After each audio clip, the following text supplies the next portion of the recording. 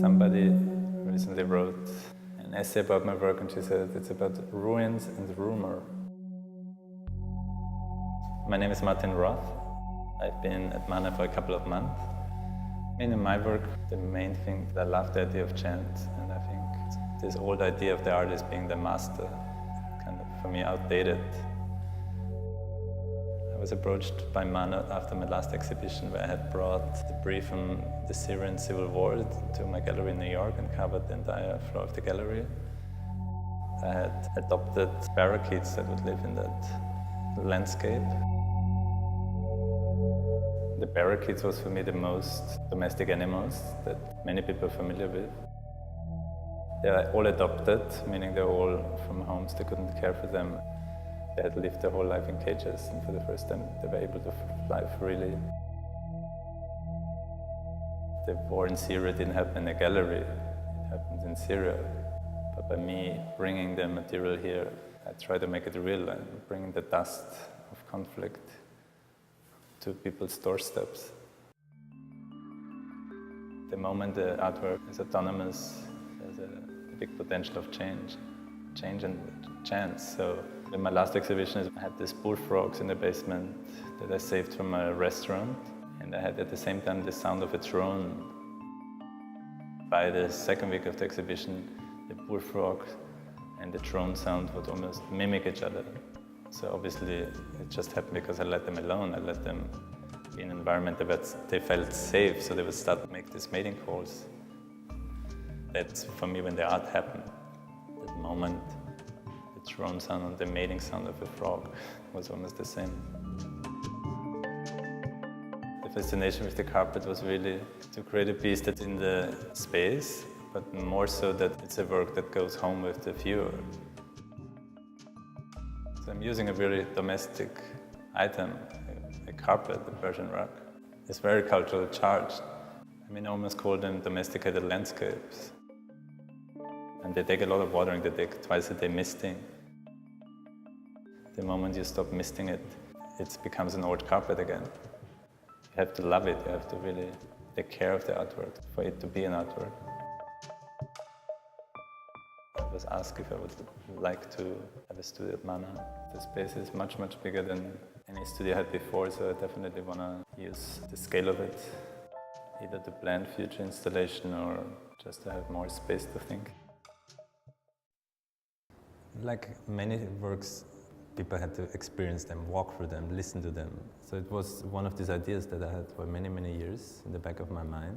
So I wanted to play with the viewer or confront them with a scent, but then the visuals would not line up with the scent. It's a basement space, so obviously I'm reacting to that location and I'm thinking, if it's a basement, for me the ideal situation would be if it's a bunker retreat. So it's in between a survivalist condo, where it's like you escape after the apocalypse, but at the same time it's an indoor garden, it's a farm, it's a retreat. You disappear to escape from the world, psychologically also. The main reason, of course, to use lavender was it's an antidepressant, it's an anti-anxiety, a sleep help. So it's like an alternative Xanax. And so, of course, with the political situation now, I quickly realized that everybody's in this constant state of anxiety. So creating something that would calm them was just the first thing that came to my mind. Lavender usually blooms in the summer. So in a sense, I'm not playing God, but I'm still differentiating it from nature, because obviously it is not natural that there would be lavender blooming at this point. Every time I feel I make an object is cheating. The thing where I feel more comfortable with is to work with space and work with the architecture. So I think that's where my work is situated. It's not in video or sculpture. It is really in working with space. The conflict in Syria, it was just something that was on my mind for a long time, and I wanted to always make a piece about it. But often it can be something I have in my studio for a long, long time, and then finally it materializes into a work of art. For example, I had a hamster wheel always around my studio, and I always knew that I had the potential for an artwork, but it took me, I think, at least 4 years before I realized it.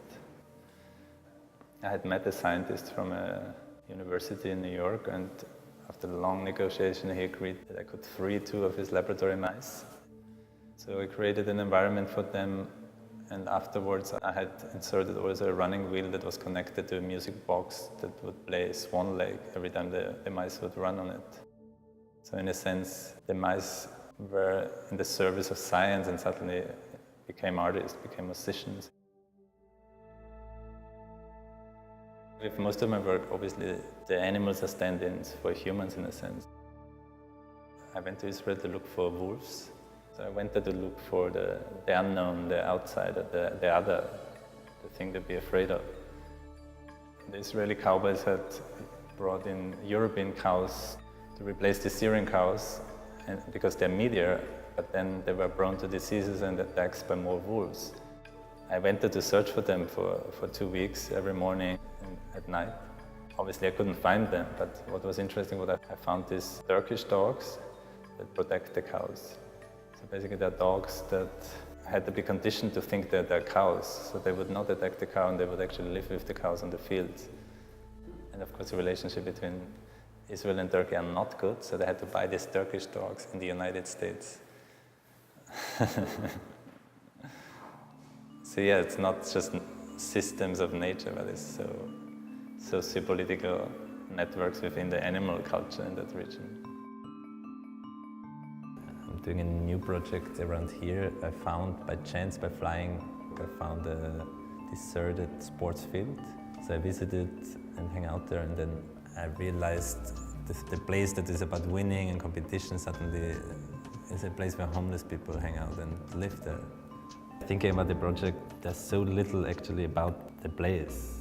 I'm thinking about urbanized wildness or, I don't know, systems collapsing.